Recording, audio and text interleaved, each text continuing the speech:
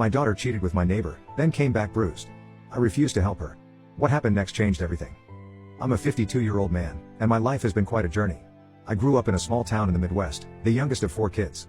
My parents were hardworking folks. Dad was a factory worker, Mom a school teacher. They instilled in us the value of hard work and family. I met Anna when I was 17. She was the new girl in town, having just moved from the city. I was smitten from the moment I saw her. Anna was everything I wasn't: outgoing, adventurous, and full of big dreams. We started dating, and suddenly my small town life didn't seem so small anymore. We got married right after high school, at 20 and 19 respectively. Looking back, we were just kids playing at being adults. But we were deeply in love and determined to make it work. My parents were hesitant, but Anna's family was supportive. They saw how happy we made each other. A year into our marriage, Anna got pregnant with Phoebe. I was terrified. I was working a construction job, barely making ends meet as it was. How were we going to support a baby? But Anna, ever the optimist, was thrilled. She said this was our chance to create the family we'd always dreamed of. Becoming a father at 21 was the hardest thing I'd ever done. I worked long hours, often taking on extra shifts to make sure we had enough. Anna was amazing through it all. She took care of Phoebe during the day and waited tables at night when I got home. We were exhausted, but happy. Anna was the one who pushed me to go back to school. She saw potential in me that I couldn't see in myself. With her encouragement, I started taking night classes in engineering. It was brutal, working all day, classes at night, and trying to be there for my family in between. There were times I wanted to quit, but Anna wouldn't let me. She believed in me fiercely. I'll never forget the night I graduated. Anna was there in the audience, holding 5-year-old Phoebe on her lap, both of them beaming with pride. It felt like all our sacrifices had finally paid off. I landed a job at a local engineering firm soon after, and things started looking up. Life was good for a while. Phoebe was growing into a smart, kind little girl. Anna and I were still madly in love. We'd survived the tough early years and came out stronger. We started talking about having another baby. But then came the night that changed everything. Anna was driving home from her evening shift at the restaurant. A drunk driver ran a red light and hit her car. She died instantly. I got the call at 2 a.m. and my world shattered. The next few months were a blur. I was lost in grief, barely functioning. If it wasn't for Phoebe, I might have given up entirely. But she needed me, and that kept me going. I threw myself into being both mom and dad to her. We clung to each other, the only family we had left. For years, it was just Phoebe and me against the world. I focused all my energy on giving her a good life and being there for her. My job allowed me to work flexible hours, so I never missed a school event or dance recital. Phoebe became my whole world. It wasn't until Phoebe was 13 that I even considered dating again. A coworker set me up with her sister. It was a disaster. I realized I wasn't ready, and maybe I never would be. The memory of Anna was still too strong. Instead, I threw myself into my work and hobbies. One of those hobbies was woodworking. I'd always been good with my hands, and there was something soothing about creating something tangible. I joined a local club and that's where I met Mark. He was about my age, divorced, with a dry sense of humor that made me laugh for the first time in years.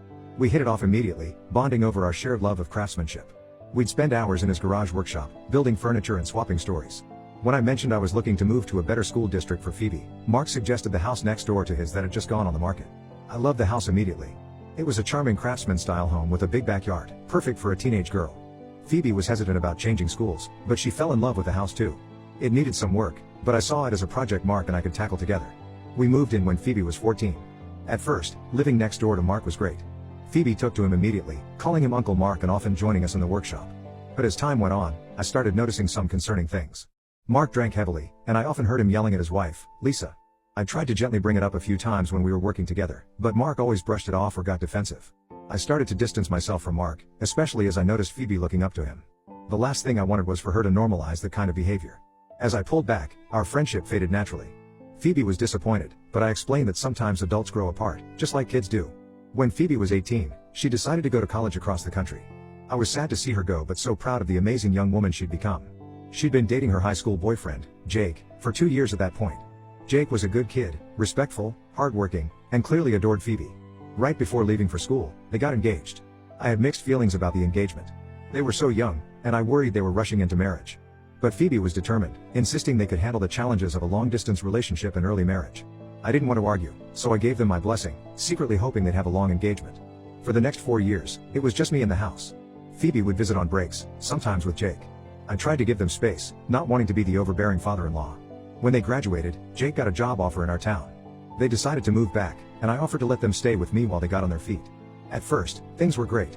I loved having Phoebe home, and Jake seemed to be adjusting well to his new job. But as the months went on, I started noticing tension between them. Jake was working long hours at his new job, leaving Phoebe alone a lot. She seemed restless and unhappy. One day, about 6 months after they'd moved in, I came home early from work to find Phoebe and Mark in a compromising position in our living room. I was shocked and furious. Phoebe burst into tears, begging me not to tell Jake. She said she was lonely and Mark had been there for her. I told her she needed to come clean to Jake immediately or I would. She refused, saying I had no right to interfere in her marriage. We got into a huge argument. She called me controlling and said I'd never let her live her own life. In the heat of the moment, I told her that if she was going to behave this way, she and Jake needed to move out. Phoebe and Jake were gone within a week. I was heartbroken but felt I'd done the right thing. I couldn't condone her cheating or lying to her husband. Plus, I didn't want that drama under my roof. The house felt emptier than ever without them. For the next 2 years, Phoebe and I barely spoke. She'd send the occasional text on holidays, but that was it. Jake never knew what really happened. As far as I knew, they were still together and living across town. I threw myself into my work, taking on more projects to fill the void. Then, last month, Phoebe showed up on my doorstep in tears. She was a mess, bruised face, torn clothes. She said Jake had found out about the affair with Mark and had beaten her up. She begged me to let her stay with me. I was torn. On one hand, this was my daughter and she was clearly in trouble. I thought about Anna and what she would want me to do. But on the other hand, Phoebe had betrayed my trust before and I worried about getting pulled into her drama. I told her I'd give her money for a hotel, but I didn't think it was a good idea for her to stay with me. Phoebe flew into a rage. She screamed that I was a terrible father, that if I'd been more supportive she never would have cheated on Jake. She said it was my fault for moving us next to Mark in the first place. In her anger, she knocked over and broke an antique vase that had belonged to her mother. That was the last straw for me. I told Phoebe to leave immediately and called the police. They arrested her for destruction of property. Now her family is calling me an asshole, saying I should have helped my daughter in her time of need. Jake's family is on my side, saying Phoebe made her bed and now she has to lie in it. I can't help but wonder if I did the right thing. Phoebe is my daughter, and I raised her to be better than this. But I also raised her to take responsibility for her actions. Am I the asshole for refusing to help her and calling the police? Update 1. It's been about a month since the incident with Phoebe, and a lot has happened. First, I want to thank everyone for their comments and support. It really helped me gain perspective on the situation. After reading your responses, I decided to reach out to Phoebe. Not to reconcile, but to get the full story and offer her resources for domestic violence victims. We met at a neutral location, a quiet cafe in town where Anna and I used to have date nights when Phoebe was little. Phoebe looked terrible. The bruises on her face had faded, but she seemed hollow, like a shell of her former self. She broke down almost immediately, apologizing profusely for her behavior and the things she'd said. It reminded me of when she was little and would come to me crying after a nightmare. I had to resist the urge to comfort her like I used to. She explained that her affair with Mark had been brief, just a few weeks when Jake was working particularly long hours. She'd ended it herself, consumed by guilt. But Mark had become obsessed, constantly texting her and showing up at her work. When she threatened to tell his wife, he said he'd tell Jake everything. For almost 2 years, Phoebe lived in fear of Mark's threats. She was too ashamed to tell me or Jake, thinking she deserved the stress as punishment for her mistake. But last month, Mark followed through. He sent Jake a series of explicit messages detailing the affair. Jake confronted Phoebe, and in his anger, he hit her. It was the first time he'd ever been violent. Phoebe was shocked and scared, which is why she came to me. She admitted that her rage at me was misplaced. She was really angry at herself for the whole situation.